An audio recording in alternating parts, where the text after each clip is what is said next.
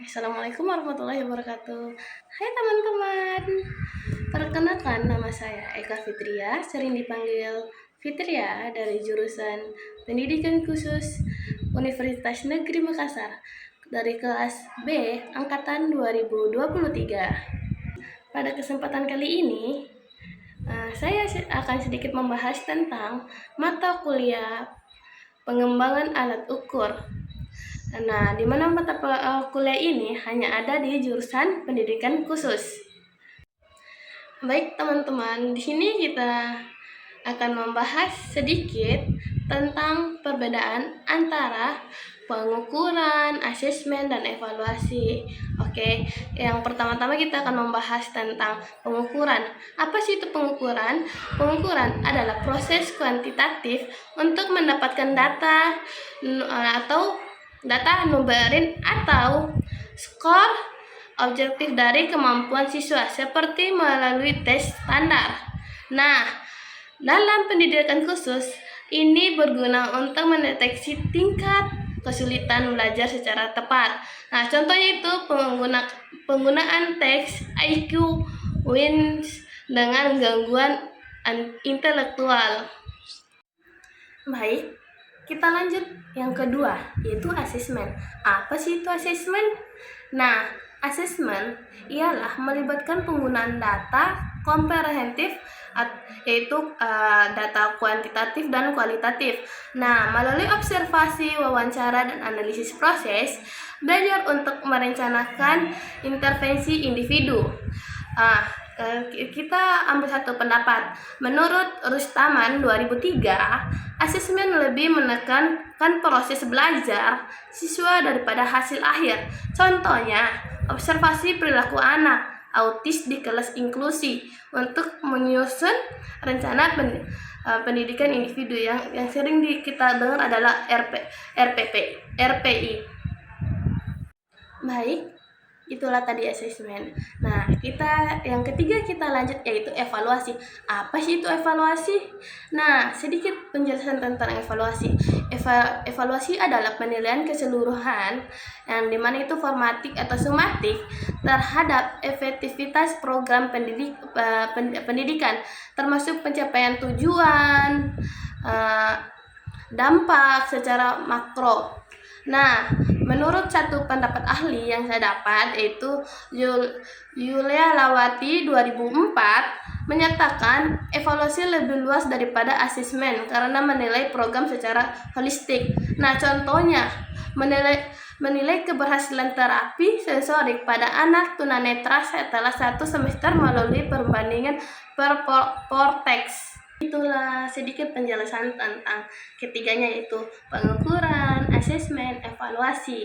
Nah, sedikit tujuan utama dari mereka ketiganya, yaitu di mana pengukuran adalah mendapatkan data dasar, sedangkan yang kedua asesmen adalah diagnostik dan perencanaan intervensi, yang ketiga evaluasi adalah menentukan efektivitas. Baik, kita akan melanjut ke pembahasan selanjutnya. Baik, selanjutnya kita akan membahas apa sih itu perkembangan alat ukur dalam pendidikan khusus.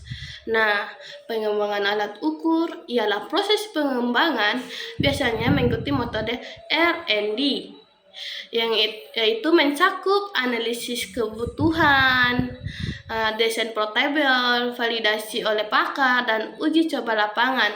Nah, contohnya ialah instrumen identifikasi digital berbasis Decision Support System, yaitu untuk gangguan belajar ABK.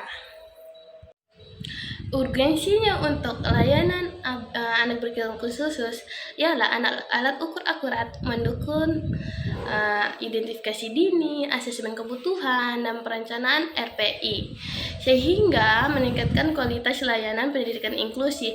Menurut Hal 2019, asesmen diferensiasi esensial untuk intervensi tepat pada ABK. Tanpa alat ini, guru kesulitan menganalisis kemampuan kognitif, motorik, dan sosial ABK secara presisi. Nah, Urgensi untuk calon guru, mata kuliah ini membekali calon guru kompetentif merancang instrumen asesmen mandiri, krusial untuk menghadapi heterogenitas ABK di kelas inklusi. Nah, menurut pendapat Effendi 2018, menekankan pelatihan seperti ini untuk pengembangan profesional guru termasuk identifikasi dini dan differential instruction. Ini memastikan guru mampu mengukur efektivitas pembelajaran dan beradaptasi dengan kebijakan seperti kurikulum merdeka. Nah, selanjutnya kita akan membahas 3 prinsip dalam pengembangan alat ukur pendidikan khusus. Nah, pertama yaitu prinsip validitas. Nah, validitas mengukur sejauh mana alat ukur benar-benar menangkap konstruk yang dimaksud, seperti kemampuan sosial ABK melalui jenis, isi, konstruk atau kriteria. Nah, menurut pendapat ahli Grolut dan Lin 1990, menekankan validitas sebagai ketepatan interpretasi hasil pengukuran dalam pendidikan khusus ini krusial untuk asesmen diferensiasi. Baik teman-teman, kita lanjut ke prinsip kedua, yaitu reliabilitas. Reliabilitas menunjukkan konsisten hasil pengukuran meski diulang. Nah, dihitung dari via Cranbrook Alpha atau test retest. Nah, menurut Arifin 2017 menyatakan instrumen reliable adalah syarat dasar validitas. Untuk ABK, reliabilitas memastikan data stabil pada kondisi heterogen.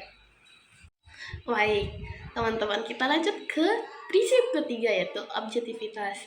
Objektivitas menjamin hasil bebas bias subjektif penilaian melalui rubrik jelas dan pelatihan penilaian. Ini penting untuk asesmen berskala besar pada ABK agar adil dan akurat. Nah, itulah 3 prinsip penting dalam pengembangan alat ukur ABK. Nah, 3 prinsip ini sangat penting dalam pengembangan alat ukur karena 3 prinsip ini menjamin alat presisi untuk RPI dan intervensi, hindari misdiagnosis pada ABK. Nah, tanpa ini data tidak dapat dipercaya, hambat pembelajaran inklusi. Baik teman-teman, selanjutnya kita akan membahas contoh soal di mana seorang guru akan mengembangkan instrumen untuk mengukur aspek sosial pada anak autis. Nah, di mana isinya itu analisis karakteristik anak, aspek yang diukur, serta buat contoh indikator. Nah, karakteristik anak autis menunjukkan kesulitan dalam interaksi sosial serta kurangnya kontak mata, referensi bermain sendiri, dan sulit memahami isyarat nonverbal atau aturan sosial implant. Gangguan ini sering disertai masalah komunikasi verbal, nonverbal, verbal, sensitivitas sensorik yang membuat situasi sosial terduga, menekan, serta minat terbatas yang menghambat joint attitude. Nah, terus menurut DSM-5, differ persisten dalam reciprocation sosial emosional menjadi ciri utama mengaruhi persahabatan dan adaptasi kelompok. Terus, aspek sosial yang diukur. Instrumen harus fokus pada keterampilan inti, yaitu konteks sosial, komunikasi sosial, misalnya itu menginisiasi atau menginterpretasi percakapan dan kemandirian sosial. Aspek ini mencakup joint attention, turun taking dalam permainan, dan regulasi emosional dalam interaksi. Nah, sesuai model ACTMI, untuk anak autis usia dini, pengukuran difokuskan pada perilaku observable untuk dihindari bias subjektif pada ABK dengan spektrum luas. Nah, terus contoh indikator. Berikut indikator spesifik untuk instrumen observasi skala linear 1-5 tidak pernah hingga selalu di kelompok per aspek. Nah, aspek sosial yang diambil itu ada 3, yaitu konteks sosial, komunikasi sosial, kemandirian. Nah, konteks sosial itu indikatornya ada 2, yaitu menjaga kontak mata selama 3 detik saat diajak bicara. Yang kedua, mendekati teman sebaya dalam radius 1 meter tanpa diminta. Terus untuk aspek sosial, bagian komunikasi sosial itu juga ada 2, yaitu pertama menggunakan gestur untuk membagi perhatian. Terus yang kedua, menanggapi nama dipanggil dengan orientasi tubuh. Terus untuk aspek sosial bagian kemandirian sosial juga itu ada 2, yaitu dimana pertama bagian 1, yang pertama itu bagian mainan setelah permainan selesai. Yang kedua, mengelola konflik dengan kata-kata sederhana seperti gantian. Nah, inilah indikator yang dapat diuji reliabilitas via Chromebox Alpha, seperti dalam skala keterampilan sosial AASD, yaitu Chromebox Alpha-nya itu sama dengan 0,603. Guru dapat gunakan observasi 10 sesi kelompok untuk baseline RPI. Adapun dampak negatif.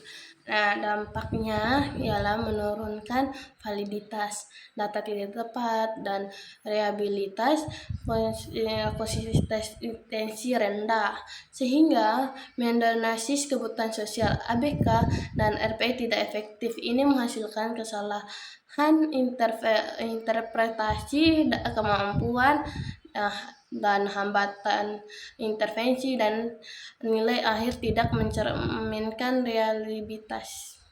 Nah, untuk pertanyaan selanjutnya itu, setelah uji coba instrumen ditemukan beberapa butir tidak dipahami peserta didik. Nah, analisislah penyebab, dampak, dan solusi pembaikannya. Nah, yang pertama itu penyebab utama. Mungkin penyebabnya itu meliputi kompleksitas bahasa, kalimat panjang atau abstrak, kurangnya visual atau gambar pendukung, dan ketidaksesuaian dengan tingkat konektif anak. Nah, atau faktor lain, instrumen verbal cepat tanpa pengulangan atau simbol, menyebabkan kebingungan akibat hambatan perkembangan bahasa dan fungsi konektif. Menurut Azwar 2015, butir ambigu atau tidak relevan dengan konstruk gagal pada telaah awal. Adapun dampak negatif.